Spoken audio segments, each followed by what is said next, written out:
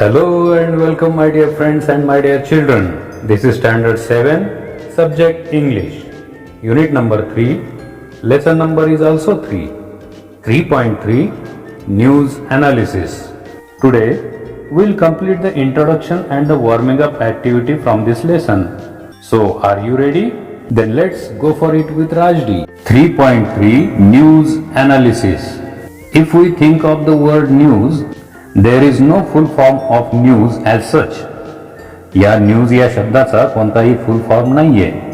The English word news was developed in 14th century for the adjective new or new thing. खरं म्हणजे news हा शब्द 14व्या शतकामध्ये new किंवा न्यू थिंग या विशेषणासाठी मानण्यात आला किंवा तयार करण्यात आला. परंतु अनेक जण मात्र असा दावा करतात की न्यूज हा शब्द north NORTH north, east, west and south या 4 दिशांच्या शब्दातील पहिलं अक्षर घेऊन NEWS अशी प्रत्येक शब्दातील प्रत्येक दिशेतील पहिलं अक्षर घेऊन हा शब्द बनवण्यात आलेला आहे. तर acronym means an abbreviation formed from the initial letters of other words and pronounced as a word. म्हणजेच एखाद्या बहुशब्दीय नावातील अनेक शब्द असलेल्या नावातील शब्दांची सुरुवातीची अक्षरे घेऊन तयार केलेला शब्द. तर या ठिकाणी आपण पाहू शकतो हे 4 वेगवेगळी दिशांची नावं आहेत आणि या प्रत्येक नावातील पहिलं अक्षर घेऊन हा शब्द बनवलेला आहे. म्हणून अनेक जण असा दावा करतात की ही ॲक्रोनिम आहे. न्यूज म्हणजे ॲक्रोनिम आहे. For example ISRO, ISRO, Indian space research organisation. After that, IAS is the acronym of Indian Administrative Service. Then RBI is there. RBI means Reserve Bank of India. These are the acronyms. So this type of acronym अनेक जण दावा करतात की अशा पद्धतीची ही acronym आहे. This is news and analysis. What is meant by analysis? Analysis is the process of breaking a complex topic or substance into smaller parts in order to gain a better understanding of it. Analysis म्हणजे विश्लेषण, आपण त्याला म्हणतो मराठीमध्ये विश्लेषण.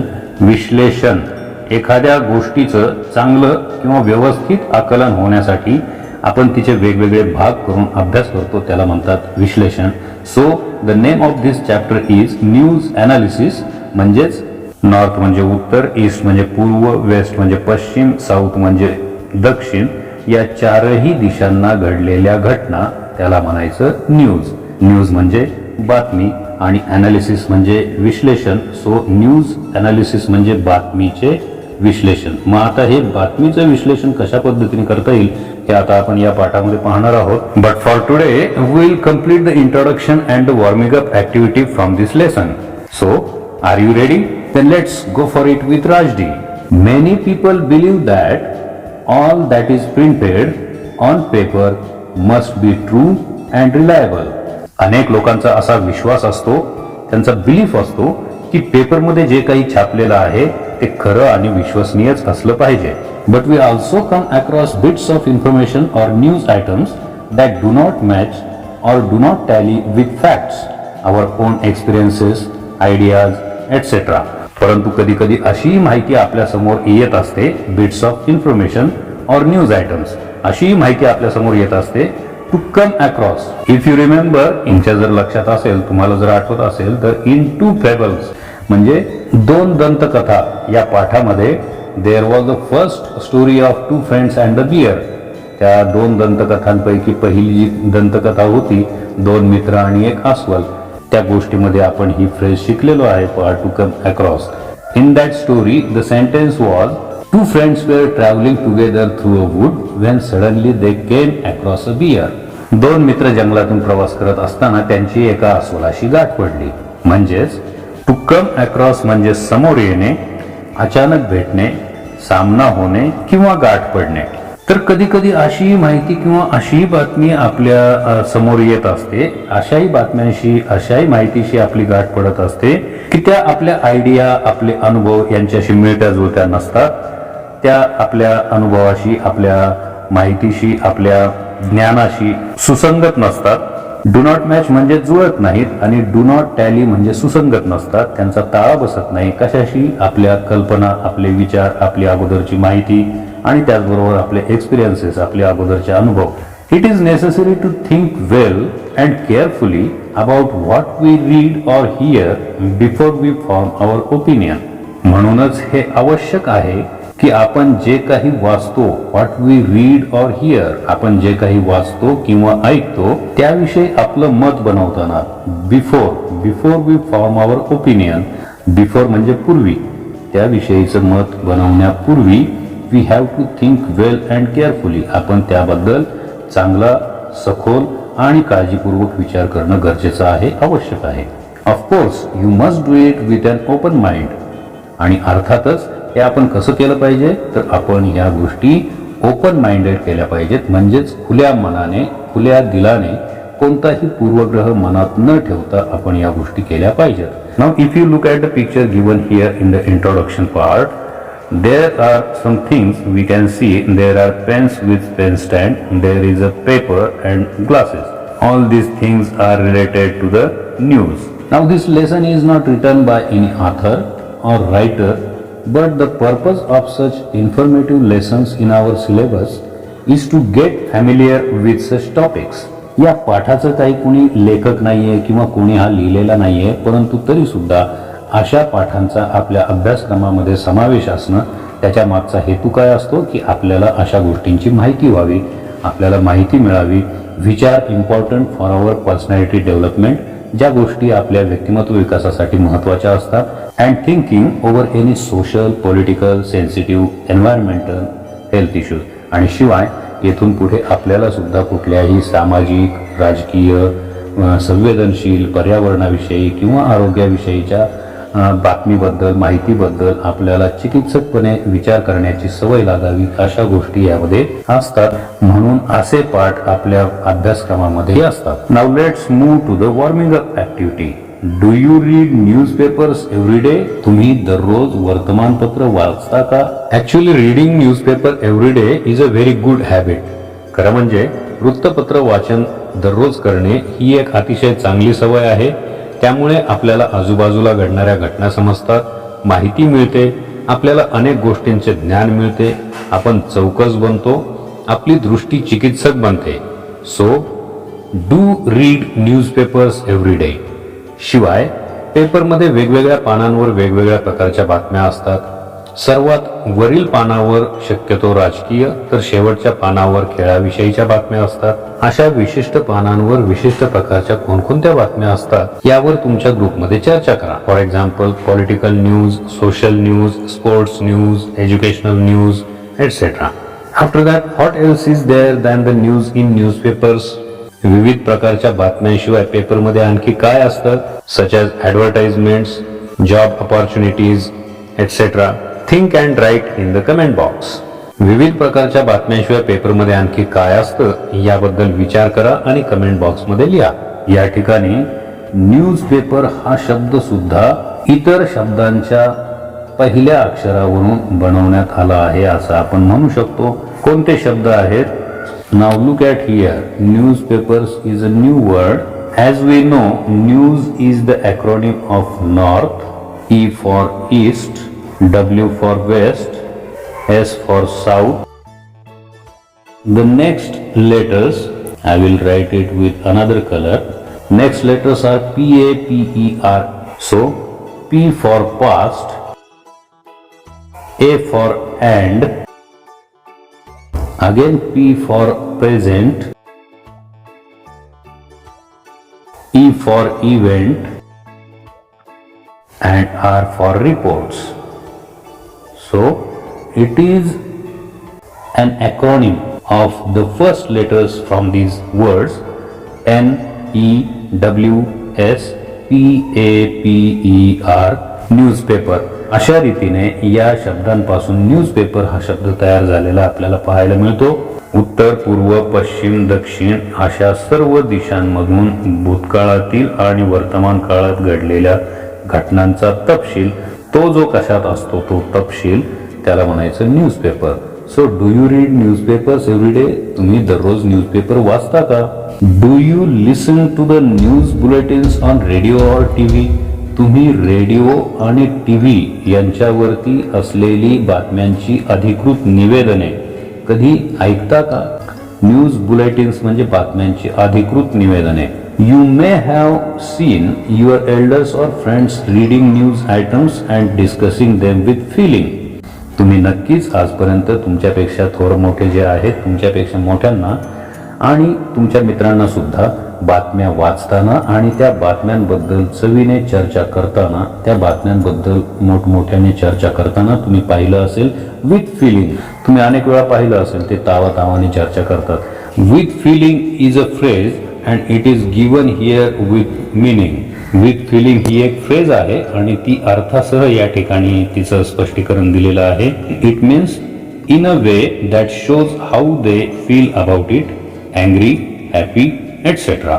म्हणजे अशा प्रकारे चर्चा करणं की ज्यामधून त्यांना त्या बातमीबद्दल, त्या गोष्टीबद्दल, त्या माहितीबद्दल राग वाटतो आहे, आनंद होतो आहे, हे स्पष्टपणे दिसतं, हे उघड होतं. अशा प्रकारे तावातावाने चर्चा करणं त्याला म्हणतात विथ फिलिंग, म्हणजे त्या बातमीशी भावनिकदृष्ट्या जोडलं जाणं. Now do you think about the news that you read or hear? तुम्ही जी बातमी वाचता किंवा ऐकता तिच्याबद्दल कधी विचार केलाय का? If a piece of news makes you happy you will say it is good news. जेव्हा एखादी बातमी तुम्हाला आनंदित करते तेव्हा तुम्ही तिला चांगली बातमी म्हणता, गुड न्यूज. गुड न्यूज म्हणजे चांगली बातमी.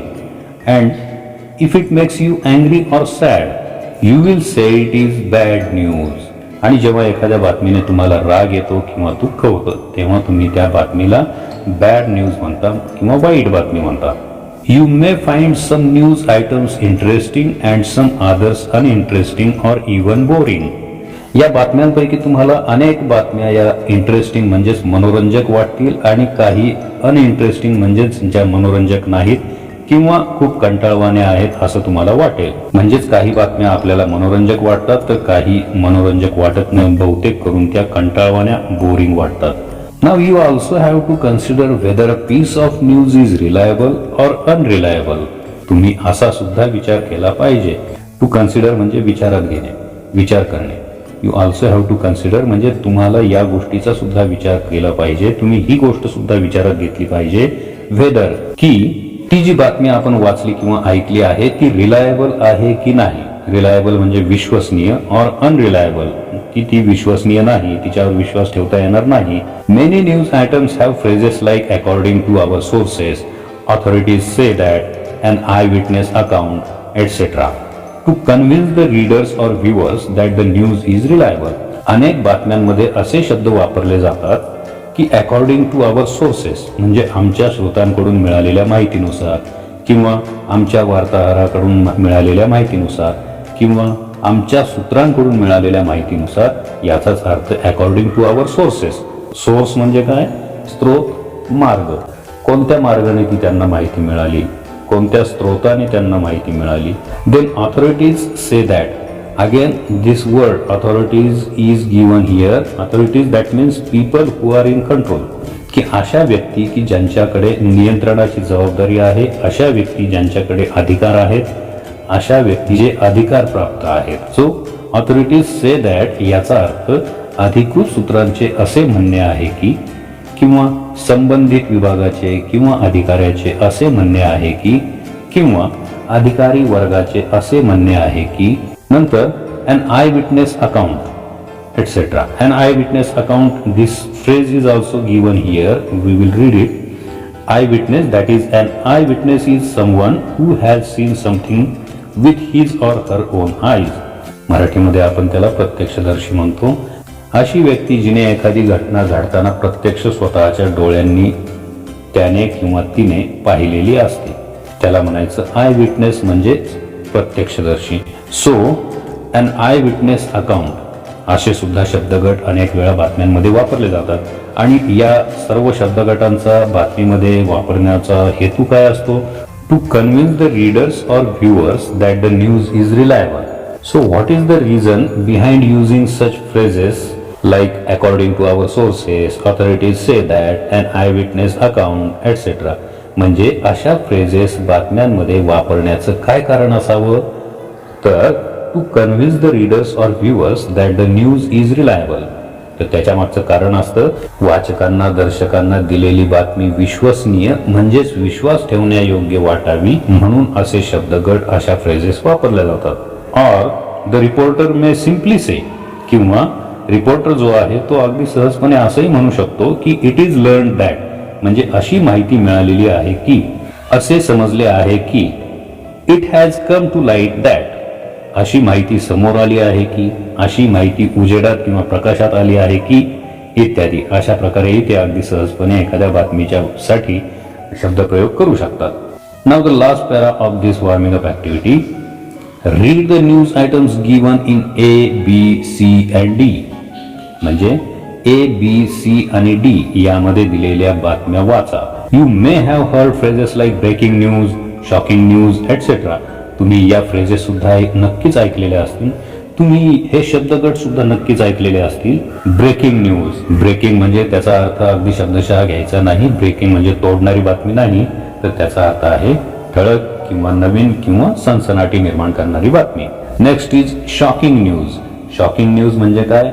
तर धक्कादायक बातमी, जी बातमी ऐकून आपल्याला धक्का बसतो. अरे बापरे, असं कसं घडलं, असं झालं, अशा पद्धतीने ज्या आपल्या प्रतिक्रिया व्यक्त होतात त्या बातम्यांना म्हणायचं shocking news. In what other ways can we describe a piece of news.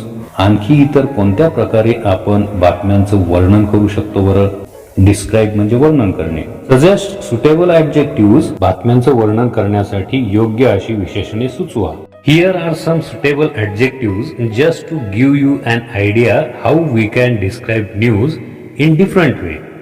आता या ठिकाणी मी काही तुम्हाला योग्य अशी विशेषणं सुचवतो ज्यामुळे तुम्हाला चांगली कल्पना येईल की कशा पद्धतीने आपण बातमीचं वर्णन करू शकतो.